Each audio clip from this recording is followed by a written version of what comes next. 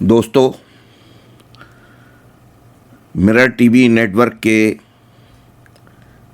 इस podcast episode में आपका स्वागत करते हैं। आज हम बात करने जा रहे हैं ईरान में अयातुल्ला ख़ामेनी की जो मौत हुई है उसका पूरी दुनिया पर क्या असर पड़ेगा, भारत पर क्या असर पड़ेगा और ईरान के साथ अमेरिका और इजराइल की ये जो जंग है ये आगे क्या मोड़ लेने वाली है। क्या ये विश्व युद्ध में कन्वर्ट होगी? रूस और चीन का रुख क्या रहेगा? इन्हीं तमाम बातों पर हम यहाँ आज चर्चा करेंगे। आपको मालूम है कि इसी सप्ताह अमेरिका और इजराइल ने ईरान के खिलाफ एक संयुक्त अभियान शुरू किया था लड़ाई का। इजराइल ने इस ऑपरेशन को रॉरिंग लायन और अमेरिका ने एपिक फ्यूरी नाम दिया था। हालांकि इस ऑपरेशन का जो संयुक्त उद्देश्य था अमेरिका और इजराइल का वो यही था कि या तो अयातुल्ला ख़ामेनी जो हैं वो सरेंडर कर दें और सत्ता को हस्तांतरित कर दें। अब ये सत्ता हस्तांतरित किसको की जानी थी? इसमें अमेरिका और इजराइल दोनों ही ये चाहते थे कि जो उनका समर्थक हो उसको ये सत्ता हस्तांतरित की जाए। और दूसरा अमेरिका का सबसे बड़ा जो एक उद्देश्य था वो ये था इस युद्ध का, और इसीलिए वो इजराइल के साथ इस युद्ध में कूदा है कि उसे डर था और इजराइल को भी ये डर था कि ईरान जो है वो परमाणु हथियार बनाने के बहुत नज़दीक पहुंच चुका है। तो उसको रोकना चाहते थे ये दोनों देश मिलके, क्योंकि इससे पश्चिम एशिया में जो समीकरण है वो बिल्कुल बदल सकते थे। और अगर परमाणु बम बना लेता ईरान तो उसके दुष्परिणाम बहुत घातक हो सकते थे। ये केवल असल में ईरान के साथ अमेरिका और इजराइल का ही द्वंद्व नहीं था, बल्कि जो तमाम मुस्लिम कंट्रीज़ हैं पश्चिम एशिया की वो भी नहीं चाहते थे कि ईरान परमाणु संपन्न देश बने। लेकिन ऐसा माना जा रहा था कुछ दिन से कि ईरान गुपचुप तरीके से परमाणु हथियार विकसित करने की दिशा में अग्रसर है और बहुत जल्द वो इन्हें बनाने की स्थिति में है।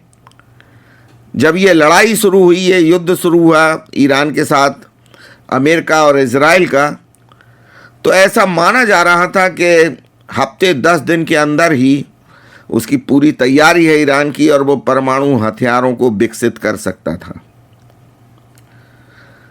अब हकीकत क्या है ये तो बाद में मालूम पड़ेगा, क्योंकि इसी तरह के कुछ आरोप अमेरिका ने इराक पर भी लगाए थे और वहाँ के राष्ट्रपति के साथ क्या किया था, इराक के साथ क्या किया था, इस पर चर्चा करने की कोई ज़रूरत नहीं है। मैं समझता हूँ आप सभी बुद्धिजीवी हैं और इस चीज़ को जानते हैं।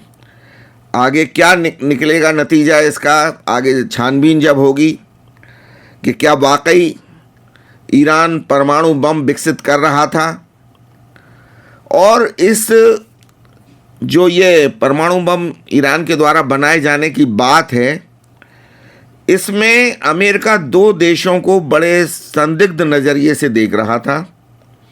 एक तो पाकिस्तान और दूसरा चाइना।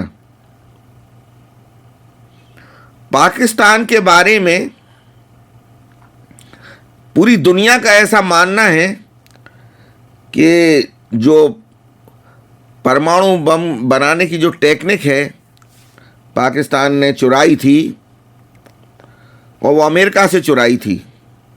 और अब्दुल कादिर जो इस टेक्निक को लाने वाले थे वहाँ, उनके बारे में ये कहा जाता है कि उन्होंने उस टेक्निक के सूत्र दुनिया के कई ऐसे देशों को बेच दिए पैसे लेकर जो परमाणु बम विकसित करना चाहते थे।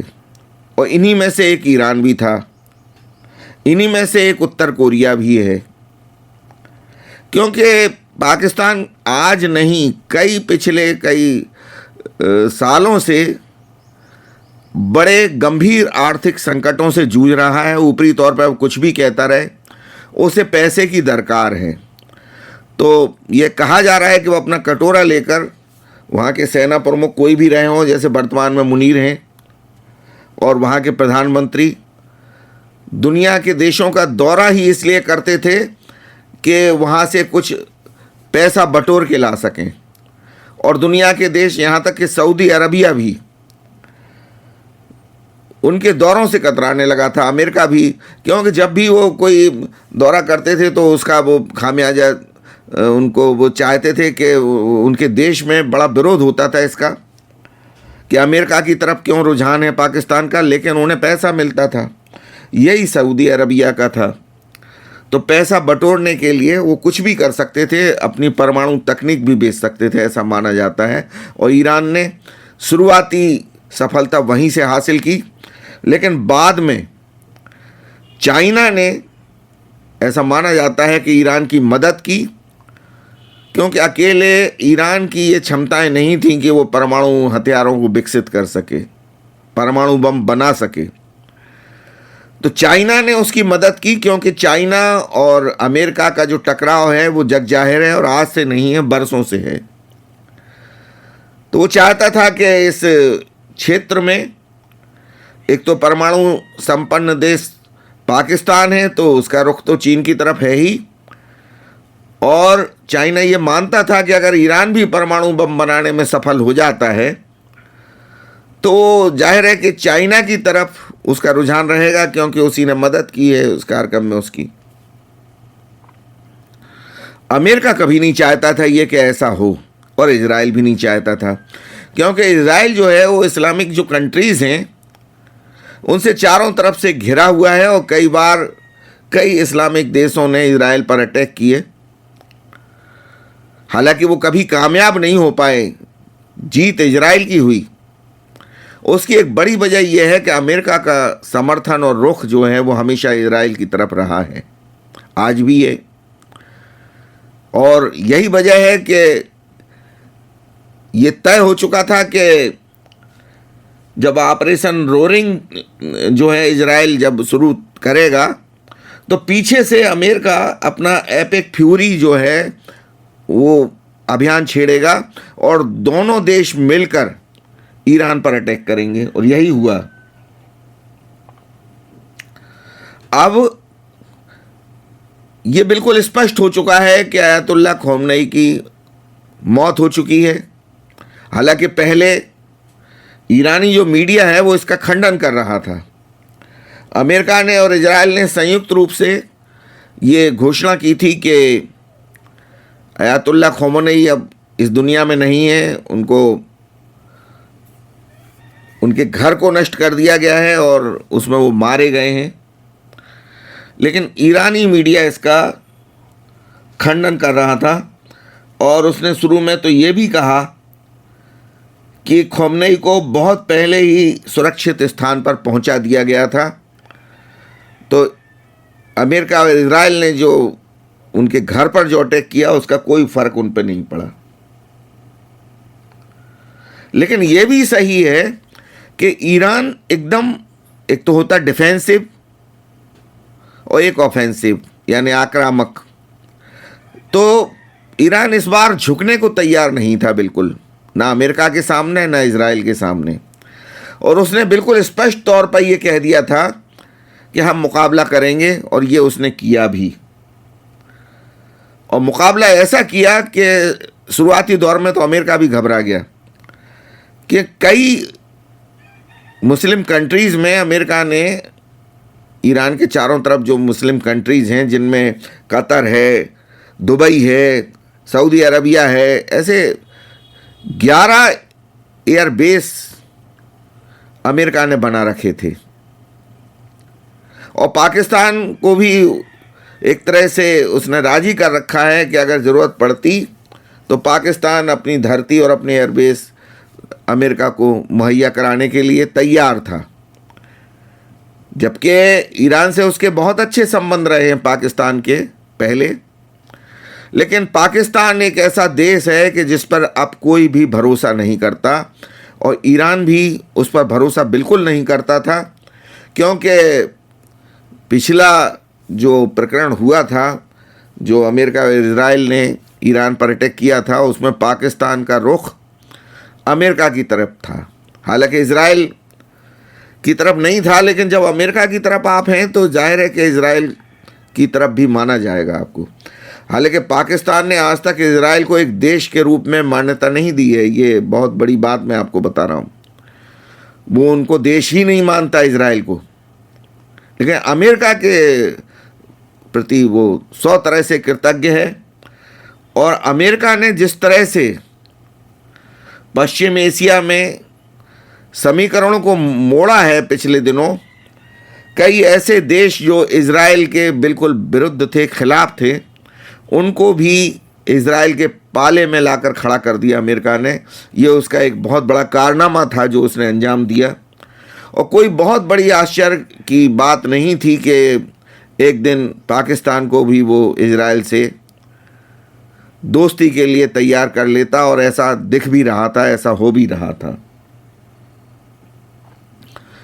तो ईरान ने जब अमेरिका और इजराइल ने उस पर अटैक किए तो बड़ा विध्वंसक अटैक किया इन देशों की तरफ। हालांकि ईरान की ऐसी हैसियत नहीं है कि वो अमेरिका पे, उसकी मिसाइलें इतनी क्षमता नहीं रखती इतनी दूरी की कि अमेरिका पे सीधा अटैक कर सके, वो अमेरिका तक जा सकें उसकी मिसाइलें, क्योंकि अमेरिका बहुत दूर है।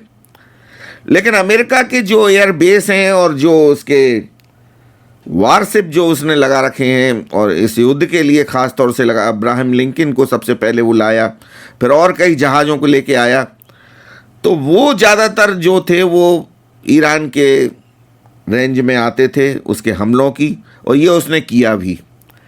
11 एयरबेसों पर, जो कि कुवैत में थे, बहरीन में थे, दुबई में थे, सऊदी अरबिया में थे, और तमाम वहाँ के नज़दीकी मुस्लिम कंट्रीज़ में थे, जॉर्डन में थे, वहाँ पे ईरान ने बहुत ही आक्रामक तरीके से अपनी मिसाइलों से हमला किया और नुकसान भी पहुँचा वहाँ।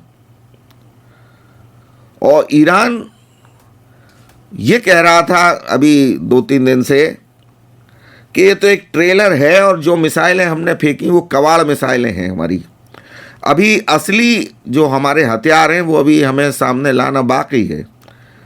और वो हथियार क्या होंगे, इस पर रहस्य बना हुआ था। कुछ जो युद्धक रणनीति के जानकार हैं वो तो ये यहाँ तक कह रहे हैं कि हो सकता वो परमाणु अटैक भी कर सकता था। अब इसमें ईरान एक तरह से बिल्कुल अकेला पड़ गया था, और उसकी वजह ये थी कि रूस पहले से ही यूक्रेन के साथ युद्ध में उलझा हुआ है। तो रूस ने समर्थन तो दिया ईरान को, लेकिन फौरी तौर पर ऐसा नहीं लगा किसी भी एंगल से रूस के कि वो ईरान अगर युद्ध होता है तो अमेरिका के साथ और इजराइल के साथ तो उसको हथियार देगा या सपोर्ट देगा अपना। वो मॉरल सपोर्ट दे रहा था केवल, उससे कुछ नहीं होता है। और बाकी जितने भी कंट्रीज़ हैं जो जिनको इस्लामिक कंट्रीज़ कहा जाता है, और जिनके बारे में ऐसा माना जाता है कि वो इजराइल के ख़िलाफ़ रहे हैं हमेशा और ईरान के समर्थन में रहे हैं, लेकिन ये एक असल में क्या है कि ये एक सोची समझी रणनीति के तहत ये हमला किया गया है अमेरिका और इजराइल ने, और इसकी तैयारी पिछले कई दिनों से वो लोग कर रहे थे। उसी तैयारी का हिस्सा था कि अमेरिका ने जो इजराइल के कट्टर दुश्मन माने जाते थे, जो इस्लामिक देश, उनको भी, जिनमें सीरिया भी एक है, जिनमें सऊदी अरबिया भी है, तो उनको जो है, उन ऐसे और भी देश हैं, उनका रुख जो है वो इजराइल के समर्थन में मोड़ दिया था और हाथ मिलवाया था उन देशों के और इजराइल के नेताओं के बीच में, और दोस्ती कराई थी। ये अमेरिका का एक बहुत बड़ा कारनामा था जो चाइना और रूस कभी नहीं होने देना चाहते थे, लेकिन अमेरिका ने इसमें कामयाबी हासिल की और ऐसा करने में वो सफल हो गया।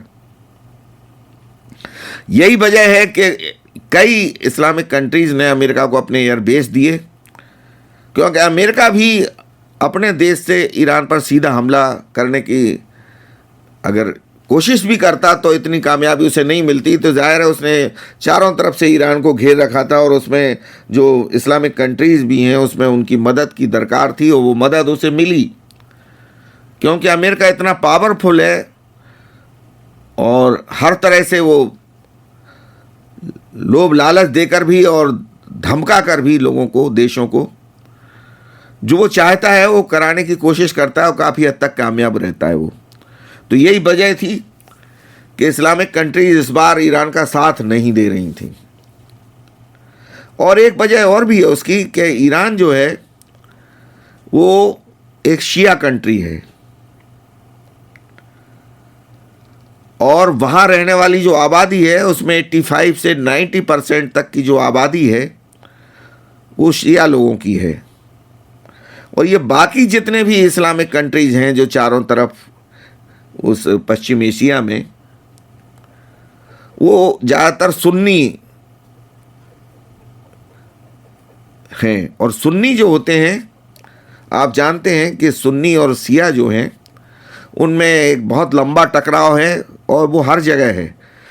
लखनऊ में आपने देखा होगा कि एक वक्त ऐसा था कि शिया और सुन्नी जब भी मुहर्रम आता था तो कहीं ना कहीं कुछ ना कुछ गड़बड़ ज़रूर होती थी। हालांकि योगी आदित्यनाथ जब से आए हैं तो उन्होंने ऐसी पुख्ता व्यवस्थाएं की हैं, दंगे ना हो, ऊधम ना हो, तो वो चीज़ अब नहीं है। लेकिन जहाँ जहाँ भी सुन्नी और शियाओं की आबादी थी, जैसे लखनऊ में है बहुत ज़्यादा, तो ये जो है ये आपस में कभी एक होके रह नहीं पाते।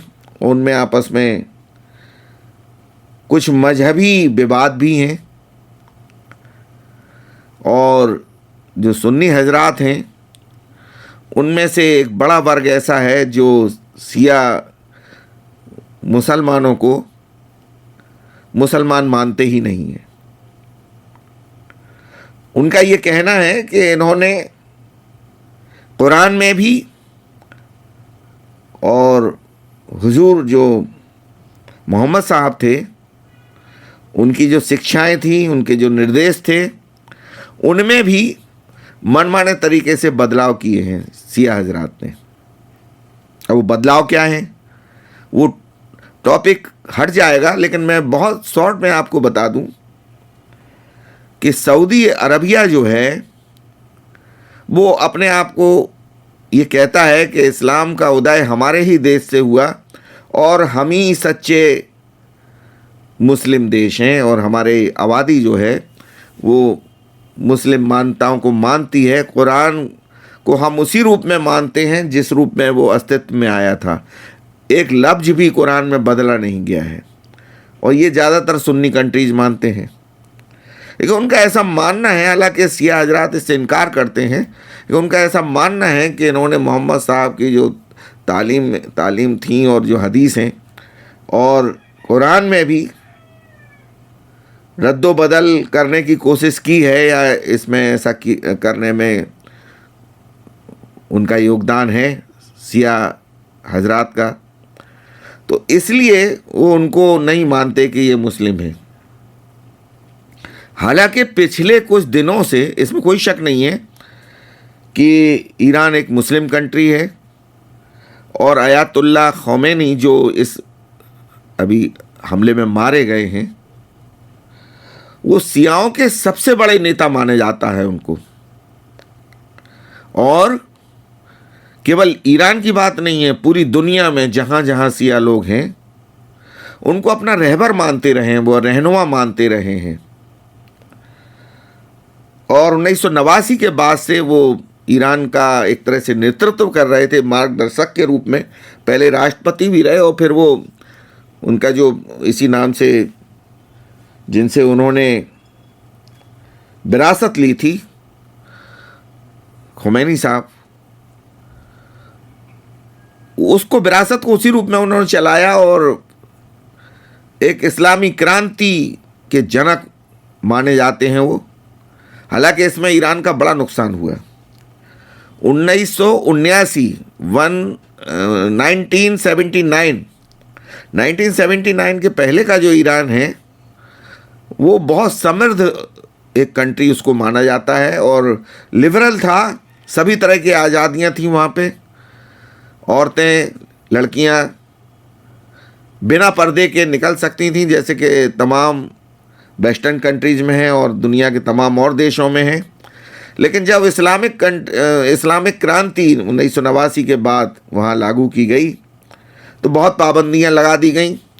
और आप सभी जानते हैं कि वहाँ की जो लड़कियाँ हैं और औरतें हैं, अगर उन्होंने बुर्के का विरोध किया और उन पाबंदियों को नहीं माना, पर्दे का विरोध किया, तो उनके साथ बड़ी जातियाँ हुई। कईयों को तो इतनी यात्राएं दी गई कि जान से हाथ धोना पड़ा उनको। और इससे क्या हुआ कि ईरान की जो आम जनता थी वो अयातुल्लाह खोमेनी के नेतृत्व के खिलाफ हो गई और इसका फ़ायदा अमेरिका और इजराइल ने उठाया और एक हद तक कामयाब भी रहे वो। पिछले कुछ वक्त से जो इस्लामी क्रांति थी ईरान में, उसका बड़ा विरोध हो रहा था और आवाम जो है, वहाँ की जनता जो है, वो इसके बहुत खिलाफ थी।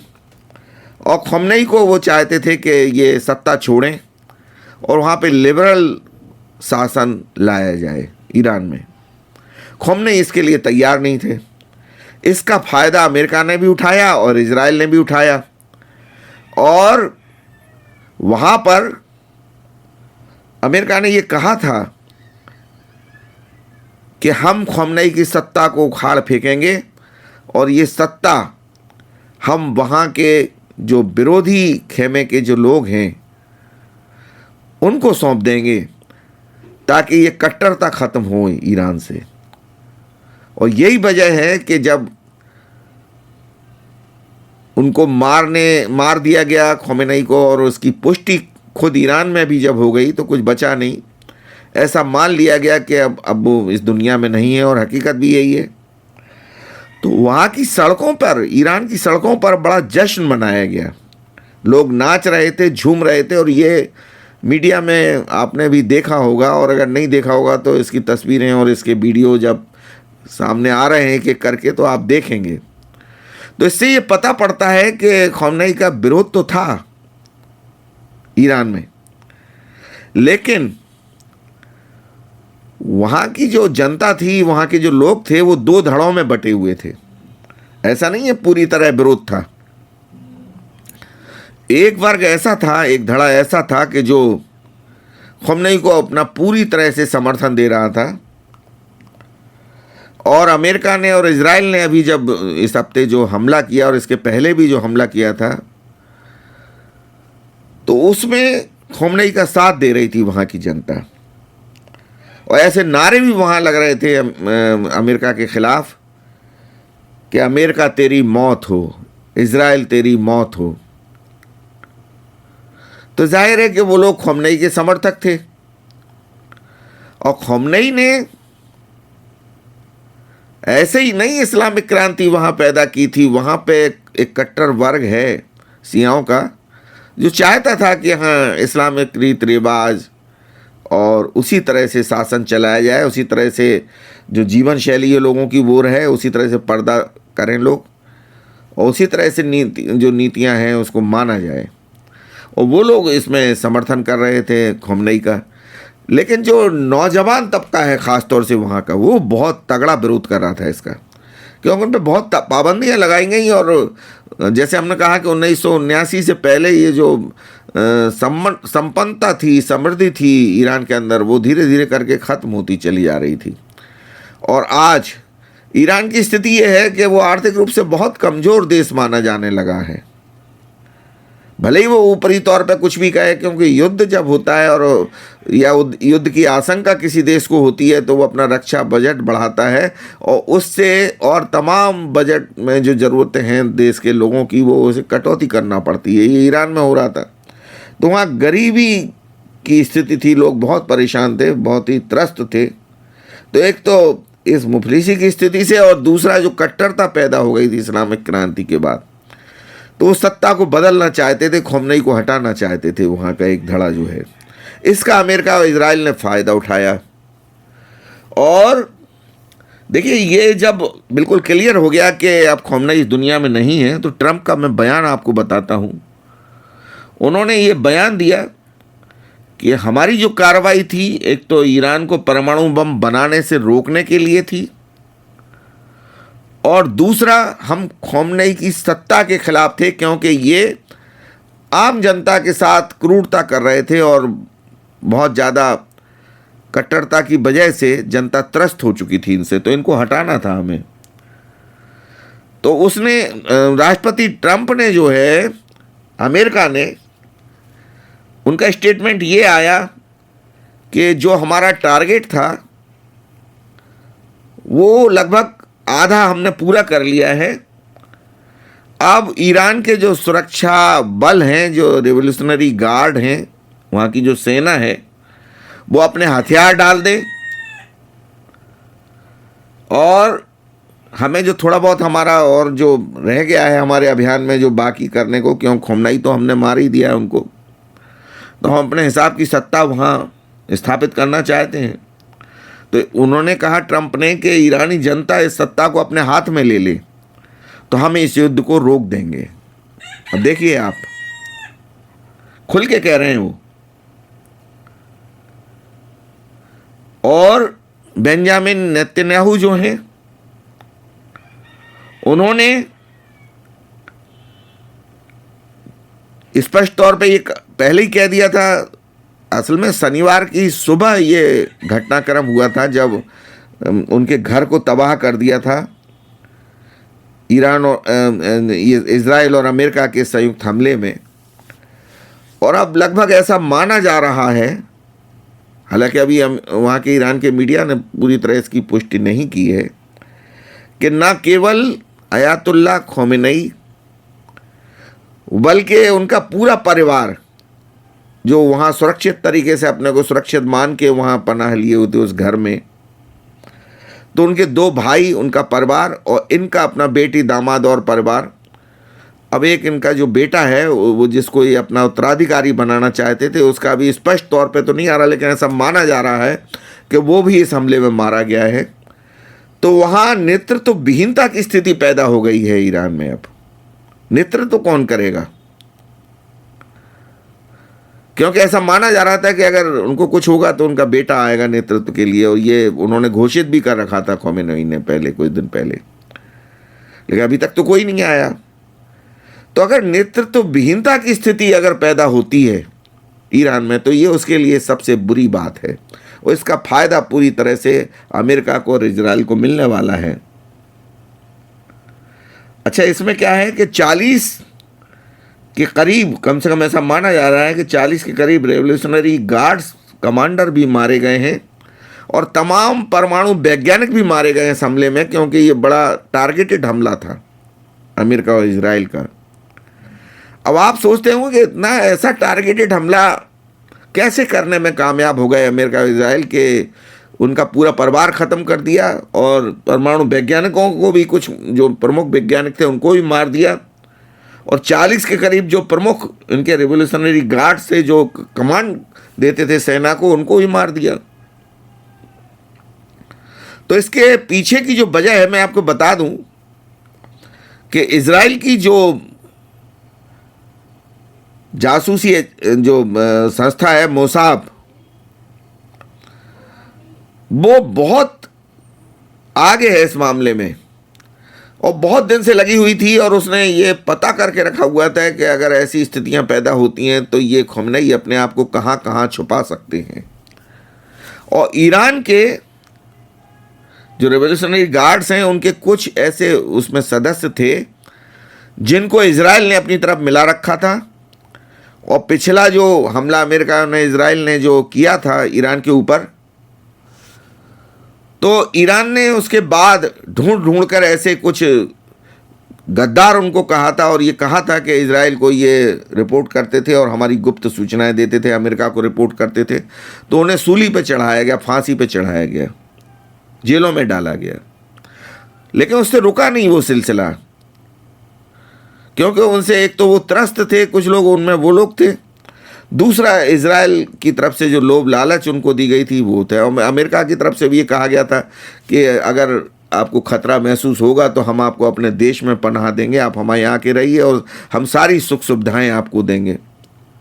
तो इस लालच में आके वो इस तरह से करते थे जासूसी, ख़ामेनी की और ईरान के जो रेवोल्यूशनरी गार्ड्स हैं उनकी जासूसी, वहाँ की सेना की, वो किया करते थे।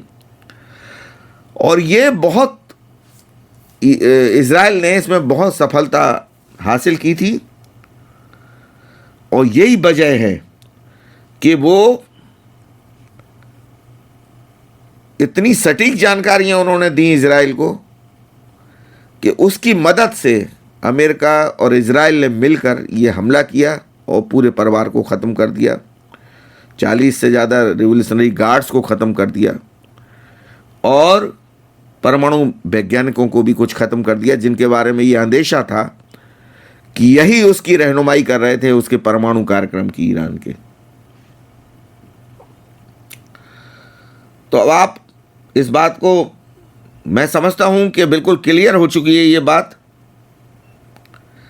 कि इजराइल का जो हमला है टारगेटेड, और अमेरिका के साथ मिलके जो उसने किया, वो लगभग 70% सफलता उसको मानी जा रही है, क्योंकि एक बहुत बड़ा टारगेट उनका ख़ामेनी थे। क्यों ख़ामेनी सरेंडर नहीं हो रहे थे कुछ दिन से, बहुत उनको तरह तरह से बातचीत करके और ये प्रयास करके जो बातचीत की मेज पे लाया गया, बातचीत तो की उन्होंने, क्योंकि वो भी नहीं चाहते थे कि, कोई नहीं चाहता इस दुनिया में कि हमें मारा जाए, तो वो भी अपनी ज़िंदगी को महफूज रखना चाहते थे। और इसके अलावा वो ईरान को भी चाहते थे कि अमेरिका के हमला जो है, वो जानते थे कि अमेरिका से अगर हमला हुआ और इजराइल उसका साथ देता ही है तो ऐसा हमला होगा कि वो, और ट्रंप ने बार बार ये कहा भी था कि उनकी नस्लें याद रखेंगी, हम ऐसा हमला करेंगे। तो वो चाहते थे कि ऐसा हमला ना हो, और एक सीमा तक वो, लेकिन अब जब उनसे ये कहा जा रहा था कि अपनी सत्ता सौंप दें, आप खुद को सरेंडर कर दें, फला कर दें, ये तो इसके लिए तो कोई भी तैयार नहीं होता। और ख़ामेनी साहब का जो व्यक्तित्व था, उनकी जो शख्सियत थी, वे इस रूप में ही जाने जाते थे कि वो इस तरह सरेंडर करने वाले नहीं थे। और ये अब अमेरिका को भी और इजराइल को भी पूरी तरह से एहसास हो चुका था। तो कई परमाणु वार्ताएं हुई अमेरिका और ईरान के बीच में पिछले दिनों, और वो नाकाम रही। और ये जो हमला है, ये रमज़ान के महीने में हुआ, रमज़ान के 10वें दिन ये हमला किया अमेरिका ने और इजराइल ने, और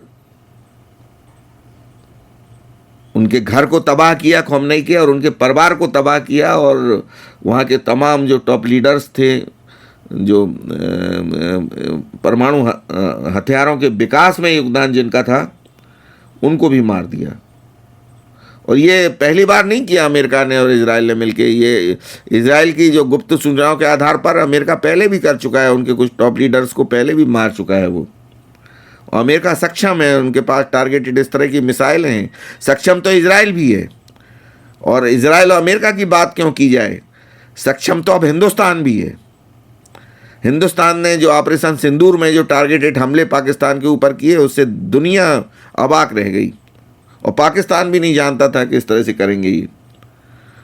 उनके एयरबेस बिल्कुल तबाह कर दिए, मिटा दिए। हालांकि उन्होंने शुरू में इनकार किया, लेकिन बाद में जब उन्होंने टेंडर जारी किए उन एयरबेस को पुनर्निर्माण के लिए, तो ये बात क्लियर हो गई। और बाद में अब तो वहाँ के रक्षा मंत्री से लेके वहाँ के तमाम प्रधानमंत्री और वहाँ के जो नेता हैं वो सब खुल के कह चुके हैं कि नहीं, हिंदुस्तान ने बहुत ही घातक हमला हम पे किया था।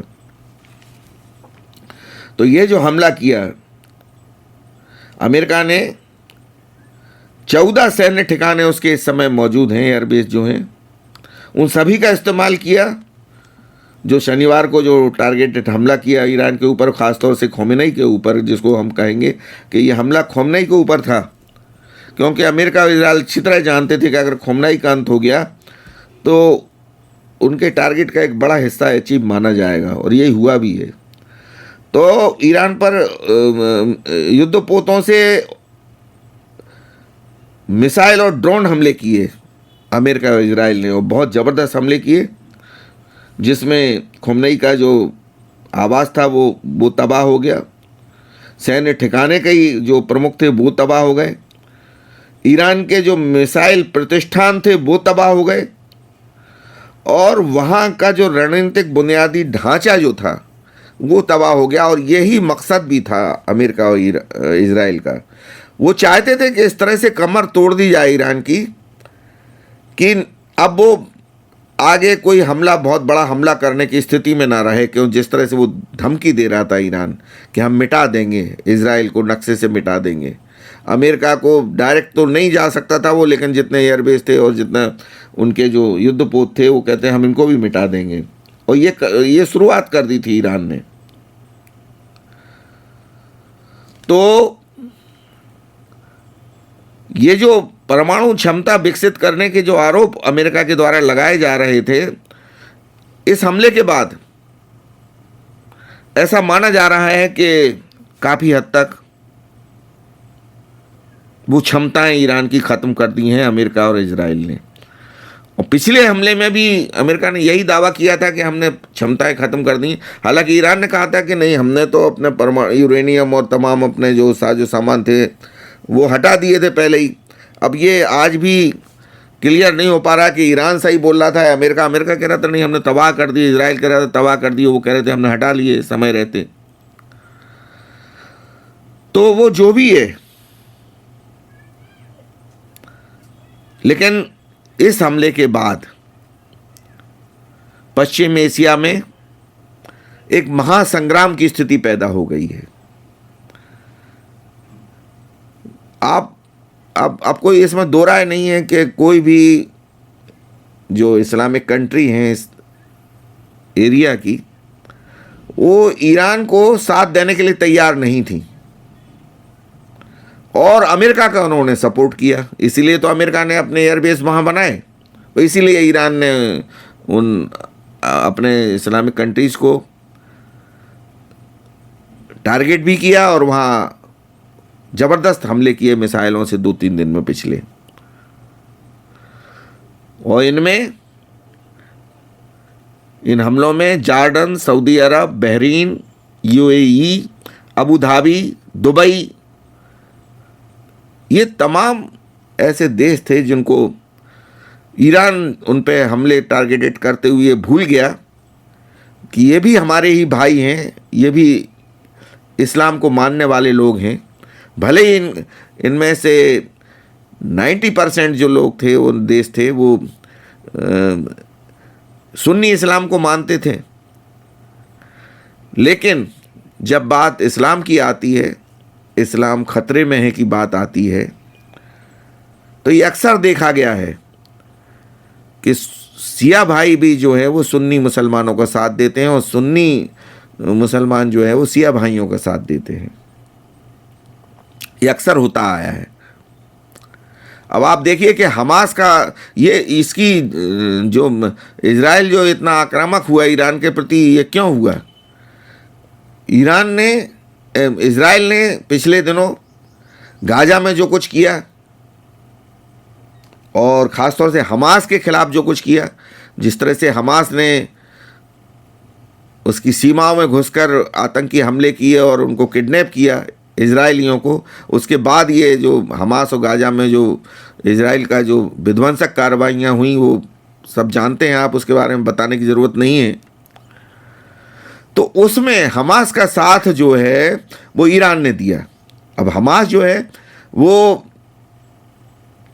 सुन्नी एक तरह से मान्यताओं वाले लोग हैं, वो शिया मान्यताओं को नहीं मानते हैं, और ऐसा बहुत कम होता रहा है पिछली बार के इस तरह से पूरी तरह सपोर्ट अगर ईरान ने दिया है सुन्नी लोगों के लिए, और यही मान के दिया कि ये भी हमारे भाई हैं, तभी तो दिया। तो इससे जो है वो नए समीकरण पैदा हुए पश्चिम एशिया में, और इजराइल के साथ साथ अमेरिका भी घबरा गया कि ये तो जो है एक गठजोड़ अगर ये बन गया, और अगर शियाओं का और सुन्नियों का जो तालमेल इस तरह से बना, तो अमेरिका के लिए, क्योंकि अमेरिका के बहुत सारे एयरबेस इस क्षेत्र में पहले से ही हैं, अमेरिका एक ऐसा देश है कि पूरी दुनिया पे वो हुकूमत करना चाहता है गायबाना तौर पे, परोक्ष रूप से, लेकिन वो कर कैसे सकेगा, वो तो बहुत दूर है। तो उसने क्या किया कि एशिया में ख़ास तौर से और पश्चिम एशिया में अपने तमाम युद्धपोत और तमाम एयरबेस उसने बना रखे हैं, जिनके दम पे वो इन क्षेत्रों को धमकाता रहता है कि अगर आपने ऐसा किया तो हम ऐसा करेंगे, ऐसा किया तो। यही वजह है कि वो रूस और चीन को भी धमकाता रहता है, क्योंकि वो हमले करने में सक्षम है अपने इन एयरबेस के माध्यम से। तो उसको लगा कि अगर इन्होंने अपनी हमें ज़मीनें नहीं दी, जो ख़ासतौर से जॉर्डन है, सऊदी अरबिया है, बहरीन है, यूएई है, अबू धाबी है, दुबई है, तो फिर हम अपने एयरबेस कहाँ स्थापित करेंगे? कि उनका झुकाव जो है ईरान की तरफ हो रहा था, और एक कुछ दिनों से, बल्कि एक तो ये ईरानी जो कंट्रीज़ हैं और इनमें पाकिस्तान भी शामिल था, और ख़ास तौर से भारत से जब पिटा तब उसके बाद और ज़्यादा सक्रिय हुआ पाकिस्तान।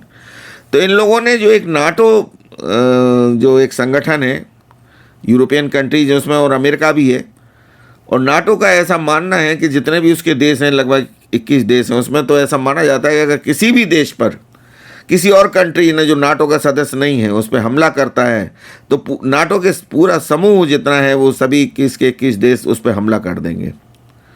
और ये एक बहुत बड़ा, और ये जो ख़ासतौर से अमेरिका और रसिया के बीच में जो एक शीत युद्ध चला था तकरीबन 2-3 दशक पहले, 3 दशक पहले, तब इसका जन्म हुआ था और ख़ासतौर से एक्टिव हुआ ये। तो ऐसा नाटो की तरह का एक संगठन इस्लामिक कंट्रीज़ की तरफ से डिस्कशन चल रहा था, और ये लोग भी बनाना चाहते थे, और इसमें पाकिस्तान बहुत बड़ी भूमिका निभा रहा था, और तुर्की भी। और वो ये था कि भले ही वो कोई भी हो, चाहे वो सुन्नी देश हो या शिया देश हो, लेकिन अगर वो टारगेटेड होता है किसी और देश की तरफ से, तो सारे जो इस्लामिक कंट्रीज़ हैं वो नाटो की तरह का एक संगठन बनाएंगे और वो मिल के हमला करेंगे उस पर। और पाकिस्तान ने और सऊदी अरबिया ने तो पिछले दिनों इस तरह का गठजोड़ कर भी लिया था, आप सब जानते हैं उसके बारे में। तो ये जो अगर गठजोड़ हो जाता, तो इसीलिए इस गठजोड़ को तोड़ने के लिए अमेरिका ने क्या किया कि पहले तो उसने इजराइल के साथ जो कट्टर दुश्मनी थी वहाँ के कुछ देशों की, उनको जो, उसमें सऊदी अरबिया भी था, उनमें कतर भी था, उसमें यूएई भी था, जॉर्डन भी था, और सीरिया भी था। तो इनको जो है इनका रुख मोड़ा और उनको तमाम लोभ लालच दिए, धमकाया भी, और इजराइल से दोस्ती कराई। और अब ये सऊदी अरबिया का इजराइल से कारोबार भी शुरू हो गया था। और ईरान की तो कट्टर दुश्मनी सऊदी अरबिया से हमेशा से रही है, क्योंकि इस्लाम का जो उदय हुआ है वो सऊदी अरबिया ही कहता है, क्योंकि मक्का मदीना जो भी जाते हैं हज पे यात्री वहीं जाते हैं, और इससे पर्यटन से बहुत बड़ा फ़ायदा उनको होता है सऊदी अरबिया के लोगों को। वो ये कहते हैं कि असली मुसलमान हम हैं। एक देखिए, एक चीज़ आपको और बता दें कि वो अल्लाह को मानने वाले मुसलमान हैं। और ईरान में एक जो सूफी इस्लाम पैदा किया गया बाद में, क्योंकि इसमें लिबर्टी है, उसमें कोई लिबर्टी नहीं है, उसमें आप अल्लाह के अलावा किसी और की इबादत कर नहीं सकते। ला इलाहा इल्लल्लाह मुहम्मदुर रसूल अल्लाह, ये जो कलमा है इसमें साफ कहा गया है कि अल्लाह के अलावा कोई इबादत की योग्य नहीं है, और मोहम्मद उनके रसूल हैं, उनके समकक्ष ना माना जाए उनको। तो ये कॉन्सेप्ट है इस्लाम का। लेकिन सूफी इस्लाम में दरगाहों पर जाकर, मज़ारों पर जाकर, खानकाहों पर जाकर इबादत करने की आज़ादी है। और दुनिया के ज़्यादातर देशों में इस समय जो इस्लाम चल रहा है वो सूफी इस्लाम है, वो ईरान वाला इस्लाम है, अरब वाला इस्लाम नहीं है। इन्होंने जो सलाह उसको कहा जाता है, जो प्रेयर होती है अल्लाह की, उस सलाह कहा जाता है, उसको इन्होंने नाम दिया नमाज। और जो अल्लाह था उसको नाम दे दिया खुदा, जबकि कुरान में खुदा नाम है ही नहीं। कहीं 99 नाम अल्लाह के दिए गए हैं, उसमें खुदा नाम नहीं है। इसीलिए इनको माना जाता है शिया लोगों को कि इन्होंने कुरान के जो बुनियादी उसूल थे और जो परिवर्तन किए हैं वो कुरान के खिलाफ हैं, हुजूर के खिलाफ हैं। तो बहरहाल जो भी है, लेकिन एक गठजोड़ पैदा हो गया था कुछ दिन से, और अमेरिका और इजराइल ने बड़े सोचे समझे तरीके से एक कूटनीति तैयार की, और उस कूटनीति के तहत फितूर पैदा किया इस्लामिक कंट्रीज़ में, और वो काफ़ी हद तक कामयाब भी रहा। और यही वजह है कि इन कंट्रीज़ ने अमेरिका को अपने ज़मीन दी एयरबेस बनाने के लिए, और ये तमाम तरह से उसको मदद की कि आप यहाँ से, हम पेट्रोल भी हम देंगे आपको, जहाज़ों के लिए ईंधन देंगे। तो ये जो बहरीन में जो अमेरिकी नौसेना का जो 5वां बेड़ा था, उसका मुख्यालय परिसर जो है उसको ईरान ने मिसाइल फेंक कर तबाह करने की कोशिश की, जिसमें एक सर्विस सेंटर भी था, वो भी क्षतिग्रस्त हो गया। और इसके वीडियो फुटेज भी जारी किए गए कुवैत में, कतर में, बहरीन में, ये तमाम देशों में। और वहाँ पे मिसाइल हमलों से, हालांकि वहाँ आबादी का तो ज़्यादा नुकसान नहीं हुआ, लेकिन बिल्डिंग्स का बड़ा नुकसान हुआ, होटलों का बड़ा नुकसान हुआ, एयरबेस का बड़ा नुकसान हुआ। यहाँ तक कि दुबई में जो बुर्ज खलीफा है, जिसको देखने के लिए पूरी दुनिया से लोग आते हैं, तो उसके आसपास भी ईरान ने मिसाइलों से हमला किया। और इस बात का संकेत था कि अगर तुम लोग नहीं माने और अमेरिका को इस तरह सपोर्ट दिया तो हम तुम्हारे इस बुर्ज खलीफा को भी मिटा देंगे, जो तुम्हारी जो निशानी है, जिससे तुम दौलत कमाते हो, जिससे टूरिस्ट आते हैं तुम्हारे यहाँ। और ईरान के समर्थन में हिजबुल्लाह ने, कतैब ने, अमेरिकी और यमन के हाउती विद्रोहियों ने, यहाँ हाउती विद्रोही जो थे यमन के, उन्होंने तो यहाँ तक कह दिया था कि अगर ये अमेरिका नहीं मानता, इजराइल नहीं मानता, तो लाल सागर में हम कार्रवाई तेज कर देंगे अमेरिका के खिलाफ। अमेरिकी ठिकानों पर हमलों की चेतावनी इन्होंने दी थी खुल्लम खुल्ला। हालांकि अभी तक वो खुल के युद्ध में शामिल तो नहीं हुए, लेकिन किसी भी वक्त हो सकते थे, और ये जानता था अमेरिका, और इजराइल भी इस बात को जानता था। तो वो जल्दबाजी में जो कुछ भी उसने किया, बहुत जल्दबाजी में किया, और काफ़ी हद तक कामयाबी भी हासिल की। क्योंकि 19 फरवरी को आखिरी बार अमेरिकी राष्ट्रपति डोनाल्ड ट्रंप ने खुली धमकी दी थी कि जो परमाणु वार्ता ईरान के साथ चल रही है, अगर उसमें कोई सार्थक समझौता नहीं होता है तो बहुत ख़राब बातें होंगी। अब वो ख़राब बातें क्या होंगी, वो कल जो हमला हुआ ईरान के ऊपर अमेरिका का, उससे स्पष्ट हो गया। और वो खुल के कहता था अमेरिका के ईरान को हम परमाणु हथियार न बनाने देंगे, न रखने की इजाज़त देंगे हम उसको। और दुनिया की जो परमाणु निगरानी संस्था है, इंटरनेशनल एटॉमिक एनर्जी एजेंसी, उसको कुछ दिन से ईरान ने अपने यहाँ, वो आते थे पहले, एक बार समझौता हो चुका था अमेरिका का इस बारे में ईरान से, और काफ़ी हद तक शांति रही, और ईरान पर तमाम प्रतिबंध अमेरिका ने लगा रखे थे, वो प्रतिबंध भी हटा लिए गए थे। तो यही था समझौता कि जो परमाणु निगरानी संस्था है, इंटरनेशनल एटॉमिक एनर्जी एजेंसी, ये जाकर ईरान में समय समय पे ये चेक करेगी कि वहाँ जो यूरेनियम का इस्तेमाल हो रहा है वो विध्वंसक हथियारों को बनाने के लिए तो नहीं हो रहा है, ऊर्जा पैदा करने के लिए हो रहा है, सकारात्मक ढंग से इस्तेमाल हो रहा है उसका, या नेगेटिव इस्तेमाल हो रहा है उसका। तो ईरान ने रोक दिया था उनको अपने यहाँ आने से। यहीं से सारी जड़ पैदा हुई और जून 2025 में पहले ईरान पे हमला किया गया, 12 दिन तक चला वो, और उसके परमाणु ठिकानों को ये दावा किया गया अमेरिका और इजराइल की तरफ से कि हमने तबाह कर दिया है। तो अब जो खोमेनी की मौत की खबर, इस बात की पुष्टि अब ईरान भी कर चुका है और ईरान में 40 दिन का राष्ट्रीय शोक घोषित भी कर दिया गया है। वहां का झंडा झुका रहेगा 40 दिन तक। एक रजा पहलवी जो वहाँ राजसी खानदान से ईरान के रहे हैं और जो एक तरह से खोमेनी से जिनकी बहुत ही कट्टर तनाव टकरार उनकी थी, वो उनको भी एक वक्त में ऐसा अमेरिका की तरफ से ऐसे दावे किए गए कि उनको सत्ता सौंपी जा सकती है खोमेनी को हटाने के बाद। ईरान के आखिरी शाह जो है राजा उनके निर्वासित थे, वो उनके बेटे रजा पहलवी, उनको, और ये देखिए कि रजा पहलवी ने अयतुल्ला अली खोमेनी की मौत के दावे का स्वागत भी किया है।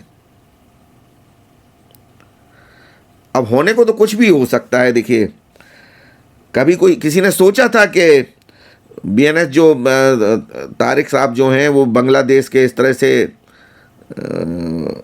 सत्ता परिवर्तन होगा वहाँ पे, और निर्वासित जीवन जी रहे थे वो वहाँ से वो आएंगे और इस तरह से सत्ता परिवर्तन हो जाएगा वहाँ। तो होने को कुछ भी हो सकता है, ईरान में भी हो सकता। लेकिन रजा पहलवी का ऐसा उनका कहना है कि खोमेनी की मौत के बाद इस्लामिक रिपब्लिक का प्रभाव ख़त्म हो गया है ईरान में। जिस इस्लामिक रिपब्लिक के दम पर वहाँ पे कट्टरता पैदा की गई और तमाम पाबंदियाँ लगाई गई वहाँ के लोगों पर, ख़ासतौर से औरतों पर, वो ख़त्म हो चुका है और जश्न की शुरुआत है ये भी उन्होंने कहा। और लेकिन अंत नहीं है, जश्न का अंत नहीं है, शुरुआत है, ये रजा पहलवी कह रहे। वो 1979 में जो क्रांति ईरान में हुई थी उसके बाद रजा पहलवी पूरा परिवार, क्योंकि उन्हें अपनी जान को, अपने परिवार की जान के लिए खतरा पैदा हुआ था, तो देश छोड़कर अमेरिका में बस गए थे और तब से अमेरिका में भी रह भी वहीं रहे हैं वो। अब देखिए, इसमें एक पहलू और पैदा हो रहा है कि ये जो समीकरण बने हैं, इस हमले के 2 दिन पहले भारत के प्रधानमंत्री ने, नरेंद्र मोदी जी ने इजराइल का दौरा किया था और इजराइल ने और हिंदुस्तान ने अपनी अपनी दोस्ती की कस्में जिस तरह से खाई थी, और ईरान जो है वो भारत का एक मित्र देश है, आज भी है और माना जाता रहा। तो उस ईरान के लोगों को, खासतौर से खोमेनी को, ये अच्छा नहीं लगा था बिल्कुल इस तरह से कि जब वो अमेरिका और इजराइल हमला करने की योजना बना रहा है, ईरान पर बिल्कुल निकट हमला है और ये योजना बिल्कुल कारगर करना चाहता है, तब आप वहाँ दौरा कर रहे हैं। तो अब इसमें भारत का जो है वो ऐसा, भारत तो एक तटस्थ देश है। नरेंद्र मोदी की जो पॉलिसी है, उन्होंने स्पष्ट कर रखा है कि हमारी जो विदेश नीति है और हमारी जो पॉलिसी है ये किसी देश से प्रभावित नहीं होगी। हम केवल अपने जो भारत के हित में चीज़ें हैं उसके हिसाब से हम अपनी विदेश नीति को इधर उधर करते रहेंगे। और अभी इजराइल का जो दौरा हुआ, वहाँ 17 समझौते भी किए गए और भारत ने इजराइल का खुल के साथ भी दिया और भाषण भी दिया वहाँ की संसद में। और 7 अक्टूबर 2023 को जो हमास ने इजराइल की सीमा में अंदर जाके जो हमला किया था और वहाँ के लोगों को, एक तरह से आतंकी अटैक था वो, वहाँ के लोगों को 250 से ज़्यादा लोगों को बंधक बनाया गया था, उसकी भी निंदा खुले तौर पर हमारे प्रधानमंत्री ने की वहाँ की संसद में। उस पर खूब तालियां भी बजी। हालांकि फ़लस्तीन भी भारत का मित्र देश है और आज भी भारत ने वो उस मित्रता को छोड़ा नहीं है। भारत की विदेश नीति, दुनिया हैरान है इस वक्त कि कैसी विदेश नीति है ये। भारत फ़लस्तीन को भी अपना दोस्त मानता है, इजराइल को भी अपना दोस्त मानता है और ईरान को भी अपना दोस्त मानता है। तो एक दूसरे के विरोधी जो हैं वो ऐसे कैसे दोस्त हो सकते हैं, लेकिन भारत कामयाब है इसमें।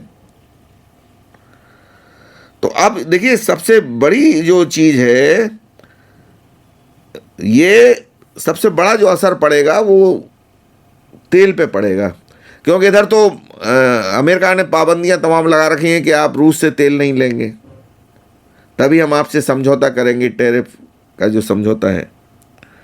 और इधर वेनेजुएला से भी जो तेल आता था इंडिया में, वो भी अब वो अमेरिका के कब्जे में चला गया। और तमाम जो कंट्रीज हैं ये पश्चिम एशिया की, जो जिनमें सऊदी अरबिया भी है, जिनमें ईरान भी है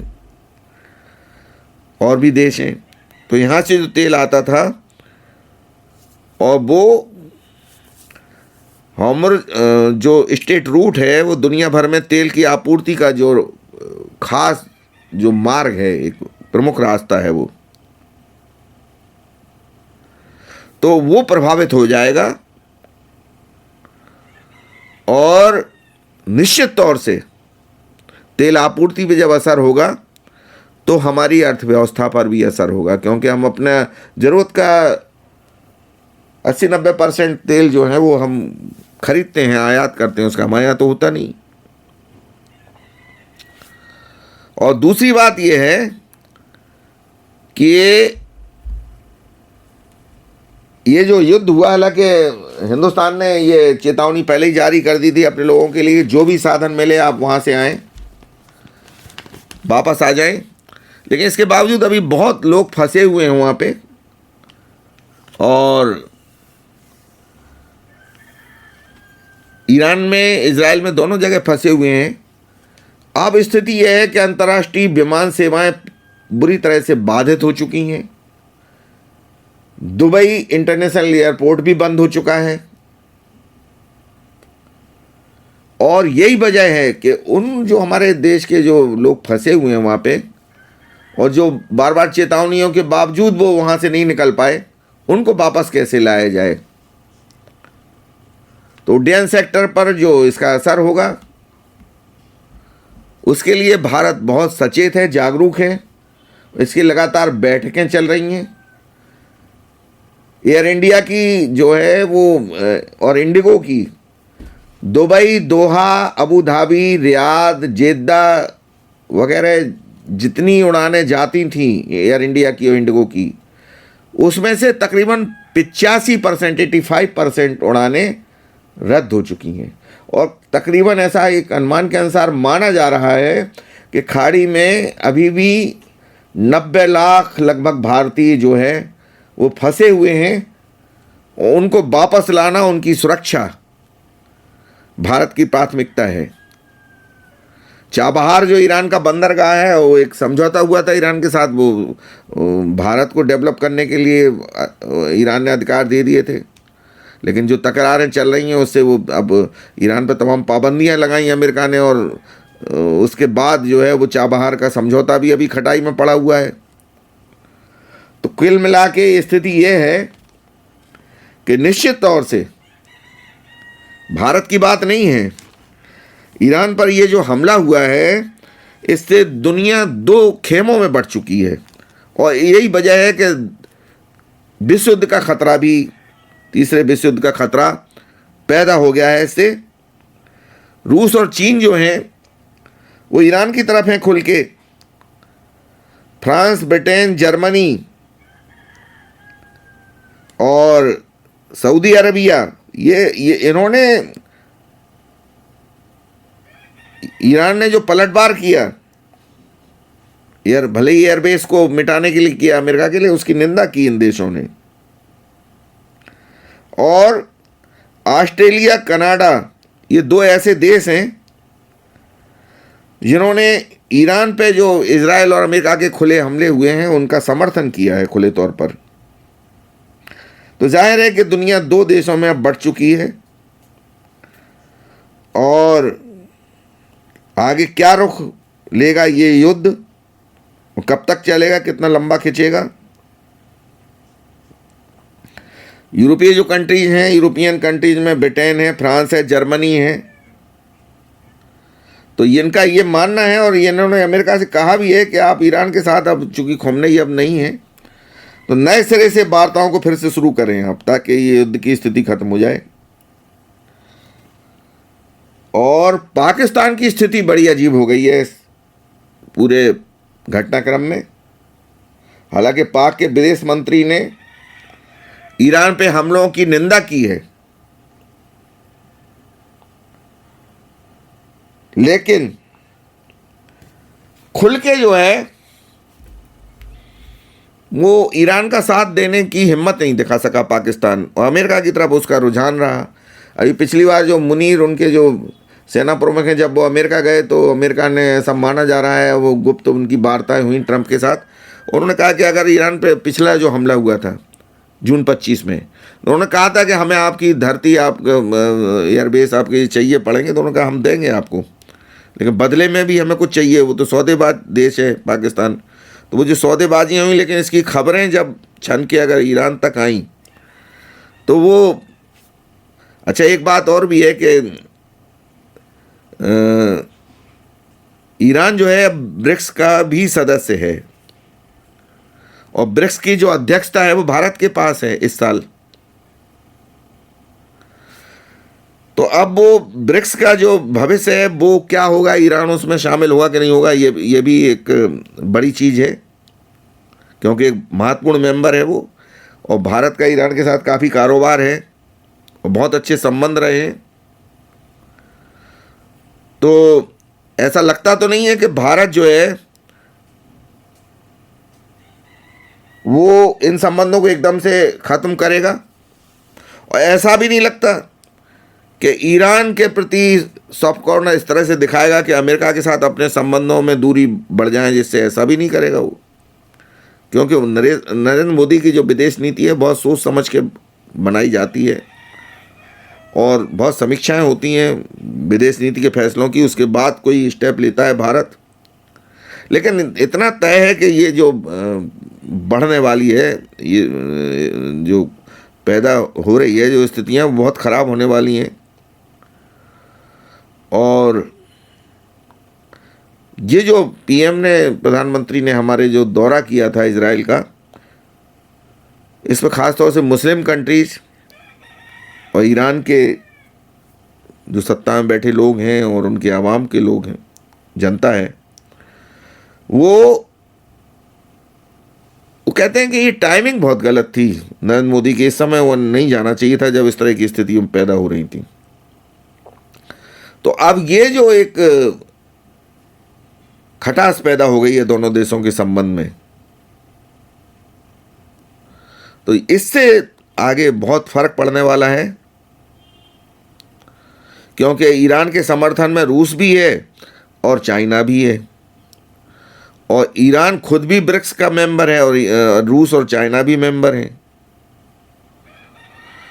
तो निश्चित तौर से ब्रिक्स के संबंध भी प्रभावित होंगे इससे, और ट्रेड भी, व्यापार भी प्रभावित होगा। तो अब अच्छा, ऐसा भी अब संभव नहीं लगता कि चूँकि ईरान से भी भारत के संबंध बहुत अच्छे हैं, इजराइल से भी हैं और अमेरिका से भी हैं, तो ऐसा एक गुंजाइश ये थी कि भारत मध्यस्थता की कोशिश कर सकता है, लेकिन अब वो भी स्थिति नहीं है, क्योंकि ईरान नहीं चाहेगा अब इसको कि वो भारत को महत्व दे इस तरह की किसी मध्यस्थता में। तो ये जंग जो अभी एक तरह से शुरुआत के दौर में है, अभी इसमें आगे बहुत कुछ देखना बाकी है। इस जंग में क्या क्या होगा वक्त बताएगा, और जाहिर है कि ये जो ईरान के सुप्रीम लीडर हैं अयतुल्ला अली ख़ामेनी, ये मोदी के अच्छे दोस्तों में भी माने जाते थे। ये मोदी के तो सभी दोस्त हैं, चाहे वो ट्रंप भी, भले ही अभी उन्होंने अपना रुख बदलाव कुछ आया, अपने मागा जो उन्होंने मेक अमेरिका ग्रेट अगेन का जो एक टारगेट लेके चले, उससे दोस्ती मोदी की उनकी प्रभावित हुई, लेकिन उसके बाद उन्होंने कहा कि नहीं, मोदी हमारे अच्छे दोस्त हैं और बने रहेंगे।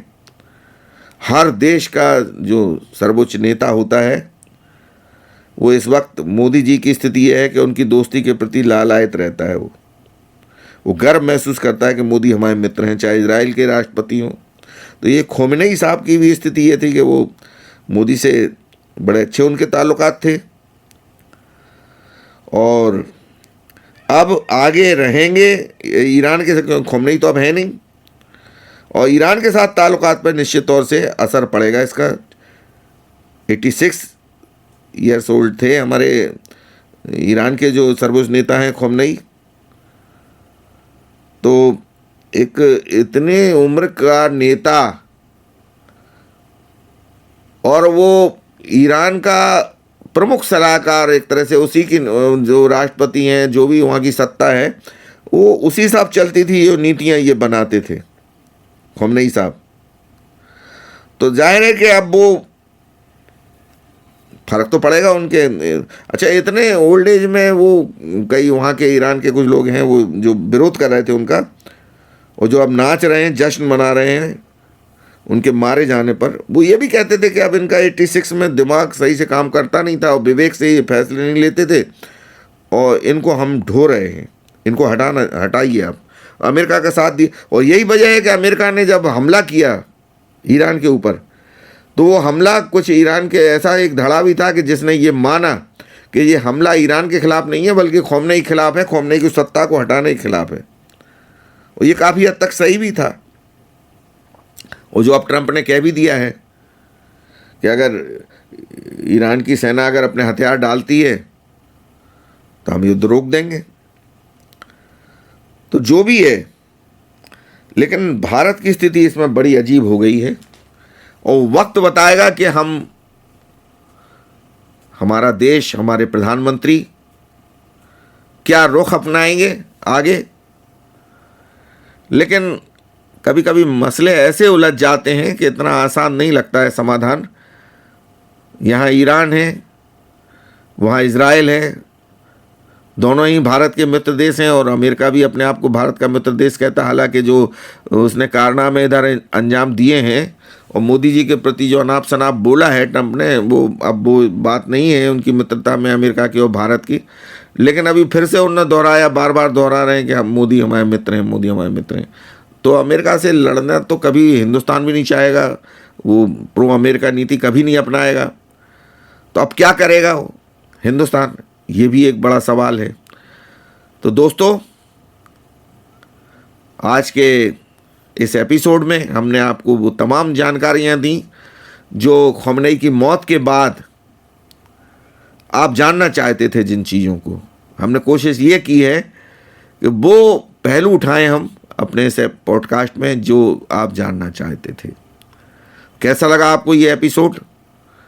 आप इसको शेयर कीजिए, लाइक कीजिए और अगर आपने हमारे चैनल को, मिरर टीवी नेटवर्क को अभी तक आपने अगर उसको सब्सक्राइब नहीं किया है तो सब्सक्राइब करिए, उससे हमें आगे बड़ी मदद मिलती है। आपका ये सहयोग, लाइक कीजिए, सब्सक्राइब कीजिए, शेयर कीजिए और हम बहुत जल्द फिर किसी एपिसोड में आपसे मुखातिब होंगे। तब तक मुझे, राजकुमार अंजुम को आप इजाज़त दीजिए कि हम अगले एपिसोड में, क्योंकि जब हम आपसे विदा लेंगे यहाँ तभी तो अगले एपिसोड में आपके साथ फिर से जुड़ सकेंगे। तो आपने हमें समय दिया, इतना महत्वपूर्ण अपना समय दिया, हमारा एपिसोड को सुना और इसको महसूस किया चीज़ों को, और अगर हम इसमें कामयाब होते हैं तो आप अपने कमेंट्स, हम और क्या अच्छा कर सकते हैं आपके लिए, कमेंट बॉक्स में ज़रूर लिखिए आप। बहुत बहुत धन्यवाद। नमस्कार।